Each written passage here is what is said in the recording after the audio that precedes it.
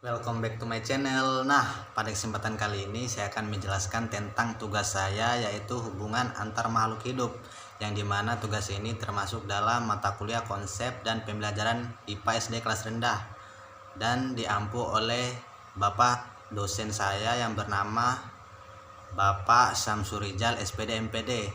Untuk lebih jelasnya lagi ya guys, kita masuk ke dalam pembelajarannya ya. Selamat menonton, enjoy.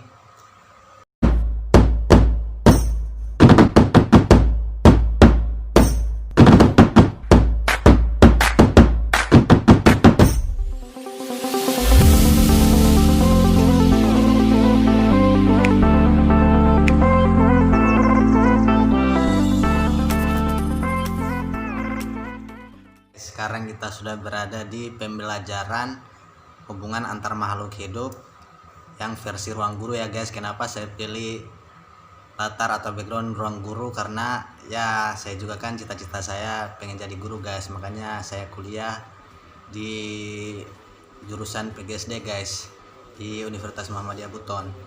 Oke, tak perlu kita basa-basi lagi ya guys, kita akan masuk di pembelajaran yang pertama, yaitu mengenai lingkungan. Nah guys, kita harus tahu pengertian lingkungan itu apa. Nah di sini pengertian dari lingkungan adalah satu kesatuan hidup antara kondisi fisik yang mencakup keadaan sumber daya alam seperti tanah air, energi surya, mineral, serta flora dan fauna yang ada di atas tanah, di dalam tanah maupun di perairan. Terus di dalam lingkungannya setiap makhluk hidup bergantung pada makhluk hidup lain dan bergantung pula pada sumber daya alam yang ada di sekitarnya. Nah selanjutnya, hubungan antar makhluk hidup dengan lingkungannya, baik lingkungan yang berupa makhluk hidup maupun benda-benda tak hidup, membentuk suatu hubungan timbal balik yang rumit dan kompleks. Kemudian makhluk hidup dengan lingkungannya yang saling berhubungan di alam bisa disebut dengan ekosistem ya guys, maksudnya ekosistem ya. Dan di alam terdapat, maksudnya dan di alam terdapat macam-macam ekosistem. Nah di sini kita akan belajar tentang ekosistem ya guys. Kalian tahu nggak guys ekosistem itu apa? Nah ekosistem itu adalah suatu sistem yang terbentuk oleh hubungan timbal balik antara makhluk hidup dengan lingkungannya. Begitu ya guys penjelasannya. Nah selanjutnya kita akan belajar tentang simbiosis ya guys. Beberapa makhluk hidup dapat hidup berdampingan tanpa melakukan kompetisi atau predasi. Untuk pola interaksi seperti ini disebut sebagai simbiosis guys, dan organisme yang melakukannya disebut sebagai simbion ya. Nah untuk pengertian simbiosis itu sendiri adalah interaksi antara dua makhluk hidup yang berbeda jenis dalam suatu lingkungan. Nah, di sini simbiosis terbagi menjadi tiga guys. Yang pertama simbiosis mutualisme atau interaksi antara dua jenis makhluk hidup yang berbeda yang saling menguntungkan. Contohnya seperti kupu-kupu dan maksudnya kupu-kupu atau serangga guys yang hinggap pada tumbuhan berbunga. Kupu-kupu atau serangga menghisap madu, maksudnya begitu ya guys. Kupu-kupu atau serangga itu menghisap madu dari bunga, sedangkan tumbuhan berbunga dibantu proses penyerbukannya oleh serangga yang hinggap pada bunga tersebut. Dan masih banyak contoh yang lainnya guys tentang simbiosis mutualisme ini. Nah yang kedua yaitu simbiosis komensalisme. Nah di sini pengertian simbiosis komensalisme adalah interaksi antara dua jenis makhluk hidup yang berbeda, di mana satu individu mendapatkan keuntungan sedangkan satu individu lainnya tidak diuntungkan guys, maupun tidak dirugikan juga ya guys. Adapun contoh dari simbiosis komensalisme itu sendiri yaitu ikan remora yang mengikuti hiu.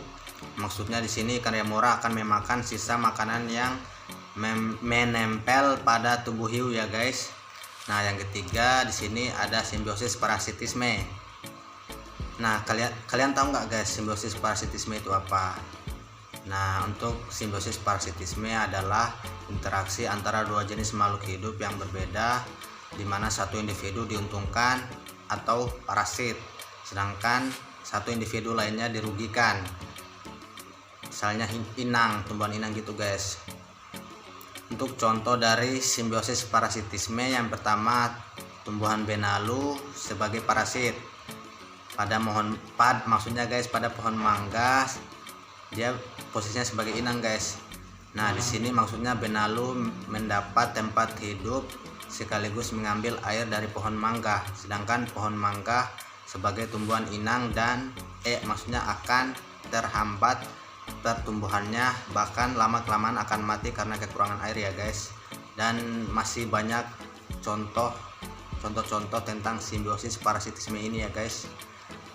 Nah yang kedua kita akan belajar tentang rantai makanan ya guys. Untuk rantai makanan, pengertiannya adalah peristiwa makan dan dimakan yang digambarkan secara skematis dalam bentuk garis lurus, searah, dan tidak bercabang. Rantai makanan juga selalu berawal dari produsen dan diakhiri oleh pengurai. Untuk bahan-bahan yang diuraikannya untuk bahan-bahan yang diuraikan itu akan kembali digunakan oleh produsen, sehingga daur materi dan energi tidak pernah terputus. Dalam rantai makanan, tumbuhan berperan sebagai produsen karena membuat makanan melalui proses fotosintesis. Nah guys, tadi kamera saya kembali dengan sendirinya guys, nggak tahu juga kenapa kok bisa begitu ya, nggak tahu guys. Nah selanjutnya kita akan bahas tentang sampai di mana ya tadi ya guys. Oh ya, tentang hewan dan tumbuhan tali putri mendapatkan zat organik dari organisme lain yang disebut konsumen. Konsumen dapat berupa herbivora, karnivora, atau omnivora ya guys. Nah untuk herbivora menempati konsumen tingkat pertama karena dia memakan tumbuhan secara langsung. Untuk karnivora menempati konsumen tingkat kedua karena dia memangsa herbivora. Dan yang terakhir untuk konsumen tingkat 3 akan memangsa konsumen tingkat kedua. Konsumen tingkat keempat juga diduduki oleh karnivora lain yang memangsa karnivora, yaitu konsumen tingkat ketiga itu guys. Nah rantai makanan dari produsen ke konsumen ini yang memperlihatkan tingkat makanan, maksudnya tingkat makanan guys, maaf suaraku agak seret tadi. Untuk memperoleh energi yang disebut tingkat trofik. Tingkat trofik pertama diduduki oleh produsen, tingkat trofik kedua diduduki oleh herbivora, tingkat trofik ketiga diduduki oleh karnivora, adapun tingkat trofik keempat ditempati oleh karnivora lain, yaitu pemangsa karnivora yang pertama. Untuk lebih jelasnya lagi guys, kita lihat saja gambar contoh dari rantai makanan itu sendiri ya guys.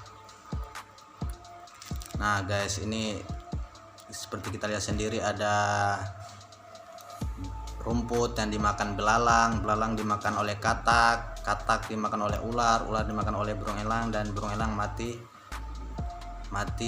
teruraikan oleh jamur guys, maksudnya kayak gitu guys.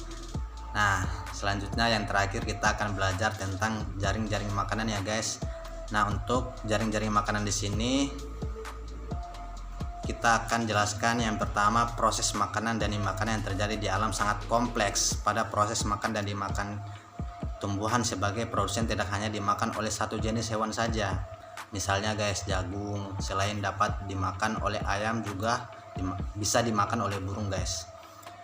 Nah selanjutnya begitu juga dengan hewan, tidak hanya memakan satu jenis makanan, dan hewan tidak hanya dimakan oleh satu jenis hewan lainnya. Misalnya tikus dapat dimakan oleh ular, atau burung elang, atau rubah gitu guys. Nah selanjutnya berdasarkan fakta di atas, rantai makanan dapat berhubungan satu sama lain dan membentuk hubungan kompleks dan disebut sebagai jaring-jaring makanan guys. Nah itu guys untuk jaring-jaring makanannya, penjelasannya. Nah di sini kita lihat sendiri guys untuk gambar contoh dari rantai, apa maksudnya guys? Maksudnya gambar dari contoh jaring-jaring makanannya guys. Maaf guys, soalnya saya baru pertama live streaming guys, jadi agak grogi gitu ya guys. Nah seperti yang guys lihat sendiri di layar HP-nya itu, di situ ada padi sebagai produsen, dimakan oleh belalang, ulat, sama tikus sebagai konsumen satu. Kemudian belalang sama ulatnya itu dimakan oleh burung pipit dan kodok sebagai konsumen 2. Terus untuk tikusnya dimakan oleh ular sebagai konsumen ketiga. Kemudian burung pipit sama kodoknya itu dimakan oleh ular juga, karena ular ini dia berperan sebagai konsumen kedua dan ketiga ya guys. Terus untuk tikus sama kodoknya juga bisa langsung dimakan oleh elang. Karena kenapa? Karena elang di sini merupakan konsumen yang paling atas atau jago gitu ya guys, jago. Jadi elang di sini dia sebagai konsumen 3 karena dia makan tikus sama kodok.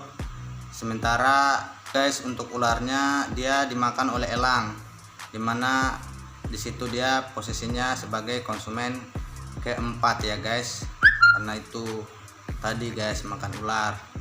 Jadi di sini elangnya itu dia raja jaring-jaring makanan gitu guys, seperti yang kalian lihat di gambarnya itu guys. Begitu guys untuk jaring-jaring makanannya guys, seperti yang guys lihat sendiri di layar HP-nya itu guys. Sorry ya guys, kebanyakan guysnya, maklum lah guys, youtuber pemula terus juga grogi guys karena barusan live streaming sekarang ya guys. Sorry ya guys kalau mengganggu dengan kata-kata guysnya. Adapun itu saja guys. Oke guys, sampai di situ dulu ya pembelajaran kita tentang hubungan antar makhluk hidup dengan lingkungannya. Apabila saya ada kesalahan atau kekurangan, saya mohon maaf ya guys, karena saya adalah manusia biasa yang tidak luput dari itu semua, karena kesempurnaan juga cuman milik Allah semata doang ya guys. Jadi maklumi saja ya guys. Nah, sebelum kita akhiri video ini, jangan lupa like, komen, share, dan subscribe ya guys. Terutama subscribe biar saya kembali semangat guys untuk mengupload, atau maksudnya membuat video dulu guys sebelum mengupload. Nah itu dulu guys, silahkan subscribe ya, jangan lama-lama gitu guys. Oke, terima kasih. Wassalamualaikum warahmatullahi wabarakatuh.